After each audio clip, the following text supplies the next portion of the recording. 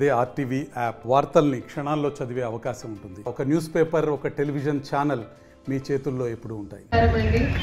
ఈ రోజుకి ఉన్న ప్రాధాన్యత అంటే నేను ఒక ఐఏఎస్ ఆఫీసర్, సార్ ఒక ఐపీఎస్ ఆఫీసర్. అది రాజ్యాంగంలో ఆర్టికల్ 311లో రాసి ఉంది. సో ఇప్పుడు మీ ముందు ఉండి మీకు నేను ఉద్దేశిస్తున్నానంటే అది బాబాసాహెబ్ అంబేద్కర్ రాసిన as chairman of drafting committee constitution. రేపు కొంతమంది మీరు కూడా పోలీస్, వీలుంటే కలెక్టర్, ఇష్టం ఉంటే అవుదాం అనుకుంటే అది బాబాసాహెబ్ అంబేద్కర్ చూపెట్టిన చొరవ వల్లనే. ఇప్పుడు మీ అందరూ స్కూల్కి వెళ్ళి రైట్ టు ఎడ్యుకేషన్ కింద చదువుకుంటున్నారు. అది కూడా రాజ్యాంగంలో రాసి ఉంది. మన డైరెక్టివ్ ప్రిన్సిపల్స్ ఉంటాయి. సో ఇప్పుడు మనం ప్రపంచం, మన భారతదేశంలో ఎక్కడ చూసినా, ఏ దిక్కు చూసినా అక్కడ తప్పకుండా మీకు బాబాసాహెబ్ అంబేద్కర్ గారి ప్రమాణం కనిపిస్తూ ఉంటుంది. మన రైట్ టు ఈక్వాలిటీ కావచ్చు, రైట్ టు ఎడ్యుకేషన్స్ కావచ్చు, మన ఫండమెంటల్ రైట్స్ అయినా కావచ్చు. నేను ఫలానా, సో ఇవి అంతా డైరెక్టివ్ ప్రిన్సిపల్స్ లో రాసి ఉంది. ఇదంతా చాలా సుదీర్ఘ డ్రాఫ్టింగ్ కమిటీ చైర్మన్ గా ఉండడం అంటే ఏదైనా పక్షపాతం లేకుండా చాలా చిత్తశుద్ధితో చేయాల్సిన పని అది. ఎందుకంటే అప్పుడు 1 కోటి మంది మన భారతదేశంలో అప్పుడే మనకి స్వతంత్రత వచ్చిన తర్వాత 26 జనవరి 1950లో దీనికి ఒక బ్లూ ప్రింట్, ఒక పూర్ణ రూపురేఖ ఇచ్చింది మన బాబాసాహెబ్ అంబేద్కర్. ఈ దిశగా మన రాష్ట్ర ప్రభుత్వం కూడా మనకి ఈ రోజు నుంచి పేదలకి భూమి విషయంలో ఇబ్బంది రాకుండా ఉండాలి అంటే ఒక పెద్ద మార్పు తీసుకువస్తా ఉంది భూభారతి పోర్టల్ ద్వారా.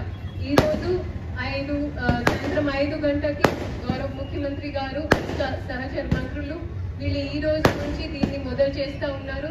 ఈ రోజు ఒక శుభదినం కాబట్టి ఆ చరిత్రలో మన రెవెన్యూ శాఖలో మిగిలిపోవాలి అంటే ఆ ఉద్దేశంతో ఈ రోజు మన రాష్ట్ర ప్రభుత్వం కూడా ఆ దిశగా చొరవ చూపెడతా ఉంది. దీంతో పాటు మనం మీటి గవర్నమెంట్ ఆఫ్ ఇండియాతో బాబాసాహెబ్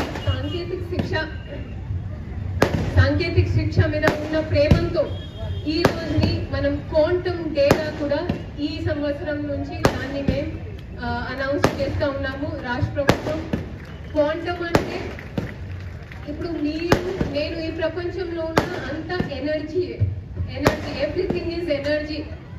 మన బాబాసాహెబ్ అంబేద్కర్ ఆయన బయట చదువుకొని తర్వాత చాలా శాస్త్రీయమైన తరీకాతో 3 నమ్మకాలని ఖండించి ప్రతి వాటికి ఒక సైంటిఫిక్ లాజిక్ ఉండాలి, ప్రతి మాట డ్రాఫ్టెడ్ ఉండాలి, రిటర్న్ గా ఉండాలి అనేది ఆ ఉద్దేశంతో అప్పుడు కాన్స్టిట్యూషన్ ని, రాజ్యాంగంని రూపొందించారు.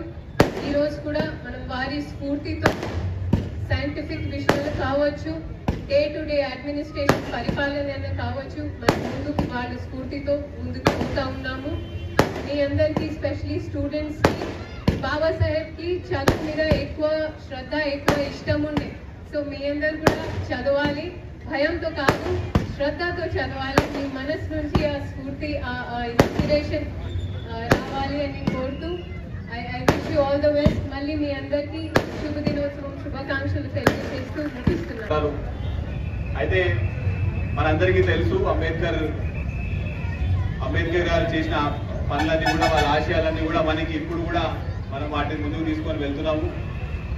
ఆయన ఆ టైంలో ఒక దళిత కుటుంబంలో పుట్టి చదువుని ఎంచుకొని చదువుని ఒక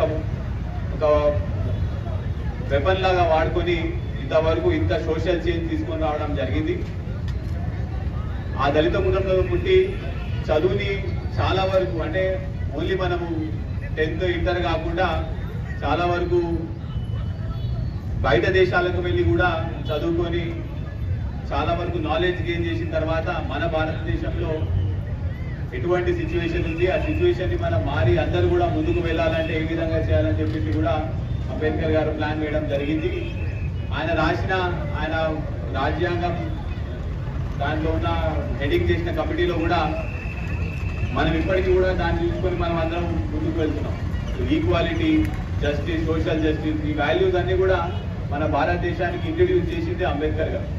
సో ఇప్పుడు కూడా మనము ఆయన చనిపోయిన ఇన్ని సంవత్సరాల తర్వాత కూడా అంబేద్కర్ గారి చాలా మందికి ఒక స్ఫూర్తిగా, ఒక ఇన్స్పిరేషన్గా ఉండడం అంటే అది అతని గొప్పతనం. సో మనము ఆ వాల్యూస్ అన్ని కూడా మనం ముందుకు తీసుకొని వెళ్తూ అందరూ కూడా ఇంకా అభివృద్ధి చెందాలని చెప్పేసి అంబేద్కర్ గారి ఆశయాలన్నీ కూడా మనం అందరం ముందుకు తీసుకెళ్ళాలని చెప్పేసి కోరుకుంటూ చేస్తా ఉన్నాం. డాక్టర్ బిఆర్ అంబేద్కర్ మరి ప్రపంచ మేధావి, మరి డాక్టర్ బిఆర్ అంబేద్కర్ రాజ్యాంగ నిర్మాత. ఈ దేశంలో నిమ్న వర్గాలు, బలహీన వర్గాలు, మరి అదేవిధంగా అణగారిన వర్గాల కోసం మరి అనేక హక్కులు చట్టాలు రూపొందించి భారత రాజ్యాంగాన్ని అందించినటువంటి మహనీయుడు డాక్టర్ బిఆర్ అంబేద్కర్. మరి వారు నిమ్న కులంలో పుట్టి అనేక అవమానాలకు గురవుతూ కూడా చదువుని ఎంచుకొని ఆనాడున్నటువంటి వ్యవస్థలో అనేక అవమాన పాలైనా కూడా మొక్కమని ధైర్యంతో ప్రపంచ మేధావిగా నిలబడ్డటువంటి మరి పెద్ద మేధావి. అదేవిధంగా వారు అనేక మరి ప్రపంచంలో ఉన్నటువంటి అనేక రాజ్యాంగాలను చదివి ఈ భారతదేశంలో అనేక హక్కులు ఈనాడున్నటువంటి మరి ఎస్సీ కానీ బీసీ కానీ అనేక హక్కుల కోసం రూపొందించడంలో కీలక పాత్ర పోషించారు. మరి వారు వారి అడుగుజాడల్లో ఈనాడు కూడా పెద్ద ఎత్తున స్ఫూర్తి.